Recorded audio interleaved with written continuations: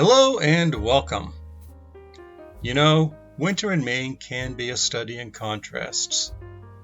Undeniably, there is a lot of beauty to be found when the temperatures drop and the snow begins to fall.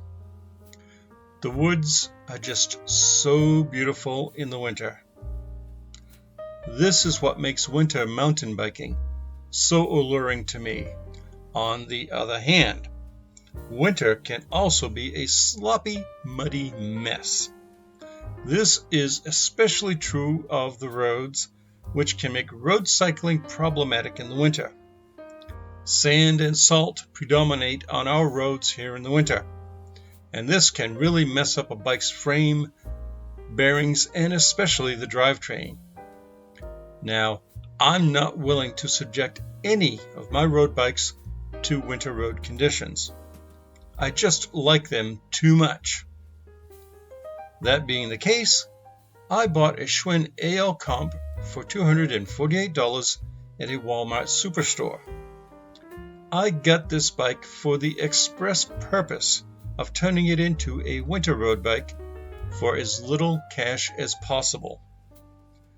Unlike a lot of budget bike buyers, I did not set out to decrease the bike's weight as much as to toughen it up a bit and prep it for the nasty road conditions. The fact that I have shaved a couple of pounds, well, that was a happy coincidence. So, here's a recap of the mods that I have made so far, including the two most recent upgrades. As an aside, I forgot to show this frame feature in my first look video, linked in the playlist later. The underside of the down tube has a gusset connecting it to the head tube, and I find it somewhat interesting that the gusset is open on its rear face. I'm not sure why, but whatever. It's still not too shabby a feature on a budget bike. Okay, on to the review. Up front, I replaced the stock steel 700mm wide handlebar with a Raceface 720mm carbon fiber bar.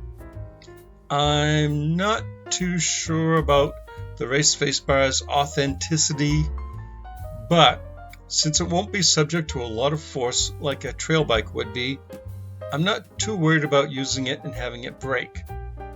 And this upgrade certainly shed weight. The stock slip-on rubber grips, well, they were okay for what they were, but I found them a bit thin and not very comfortable.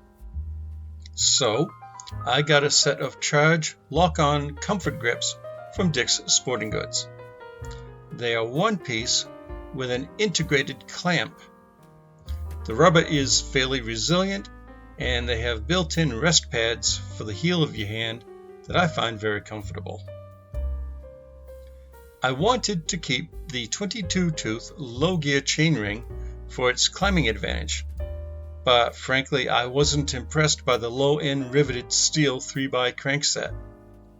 So I swapped it for a polished alloy 3x crankset left over from my 1999 Specialized Hardrock Resto mod. It has the same gear ratios, but it is more robustly built, and frankly, it looks great. While I was at it, I replaced the stock Shimano Tourney rear derailleur with a Shimano STX unit, also left over from my Hardrock.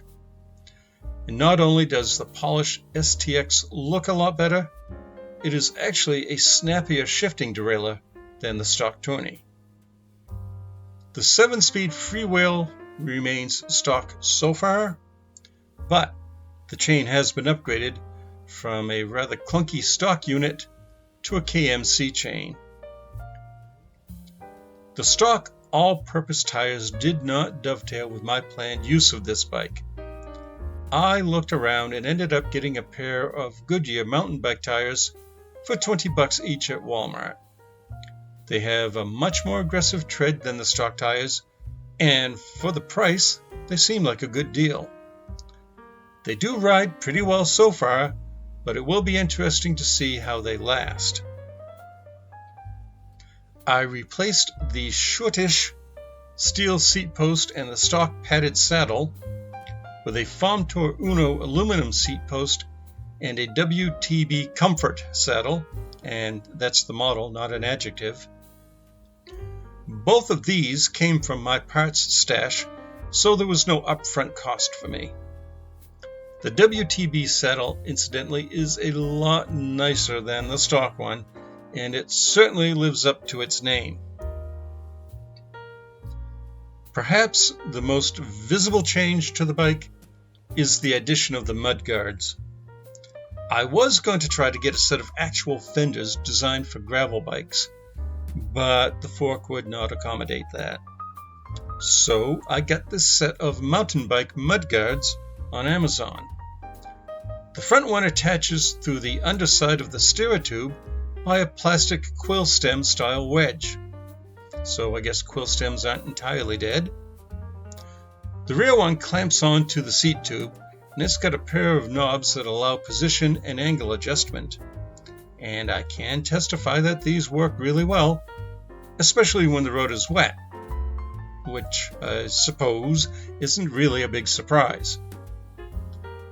The other new upgrade was installation of a set of Blackburn resin flat pedals. They have molded in pins that, while not replaceable, give a lot more traction than the entry-level pedals that came on the bike. Not too bad for $12. I'm really liking the way this build is going so far. I have a few more upgrades in the pipeline, including a better fork and a quick release conversion for the bolt-on rear wheel. And at the end of the day, the AL Comp has turned out to be a darn good bike. I'm feeling a little bit guilty about subjecting it to these terrible conditions, but it is what it is.